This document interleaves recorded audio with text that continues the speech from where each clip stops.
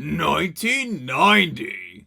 Starting with Bobby Darin. He's got quite the range, and by that I mean he can go from a sophisticated sound like 18 Yellow Roses to a novelty sound like Splish Splash, and sometimes a little of both, like Things. Charlie Christian. If you're into jazzy instrumentals, then this one's for you. Otherwise, you can skip this one. The Four Seasons. I consider them one of the best sounds from the 60s, even if they sometimes sound like Toad from the Mario series. I was surprised that a lot of their songs would be covered decades later. Like Can't Get Enough of You Baby was covered by Smash Mouth, and Beggin' was covered by Måneskin. I hate that version, but it was still an interesting discovery. The Four Tops. It alright?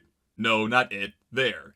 They're alright! Gerry Goffin and Carole King. They wrote a lot of hit songs from the 60s, including Will You Love Me Tomorrow, Take Good Care of My Baby, and even The Locomotion. So if you're beyond tired of the Kylie Minogue version, you know who to thank. Hank Ballard, the lead vocalist of the okayest 50s bands of all time, the Midnighters. Here's your gold star. Holland-Dozier-Holland. They were the songwriters and producers of a number of Motown songs. Their most popular songs were #1 hit singles written for the Supremes, which includes Baby Love, Stop in the Name of Love, and You Keep Me Hanging On. The Kinks. I didn't have high hopes going into this one, as before I only knew of their songs Lola and Come Dancing, which I didn't like. But taking the time to listen to these guys, I now have a couple of favorites from them. I love the silliness of Dedicated Follower of Fashion, as well as the deep lyricism of Strangers. Louis Armstrong. I was exposed to his music in two weird ways. One, when I was in elementary school and my teacher would play What a Wonderful World while we were doing warm-ups. Ugh, that's a tongue twister. Not really the best song to hear when you're stuck in school and you're wishing you were somewhere else. The other was a YouTube video I found of this creepy animatronic on a low battery.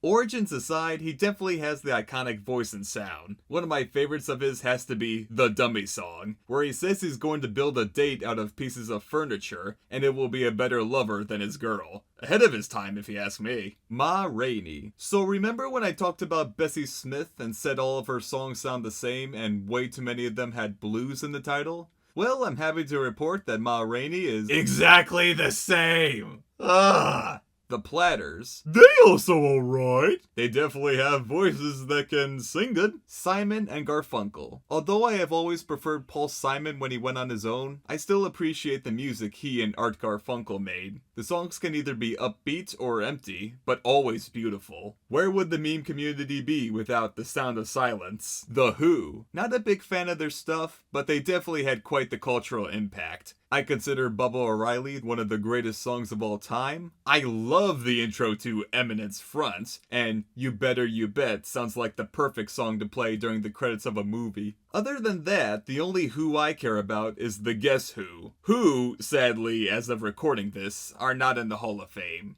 Shenanigans. And there you go. That was the class of 1990. And my favorite was The Who, and my least favorite was Ma Rainey.